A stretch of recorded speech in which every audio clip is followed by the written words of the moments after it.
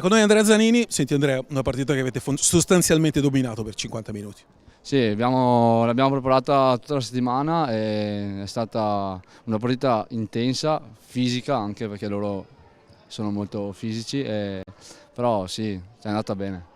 Va bene, avete anche una squadra che comunque con 8 giocatori il livello non si abbassa mai, l'inserimento anche di ragazzi come Baggio, come Ardit, in un gruppo come il vostro già consolidato vi dà tante cose positive. Sì, il mister può continuare a fare cambi e quindi il ritmo resta molto alto e è quello che vuole lui e anche per noi facciamo 5 minuti ma li facciamo 5 di corsa insomma. Adesso arrivate alla sfida col Correggio comunque con tante certezze, anche perché alla fine il Seregno comunque ha imbattuto un minimo, hai detto tu, avete preparato bene la partita proprio perché l'avversario si presentava con delle qualità.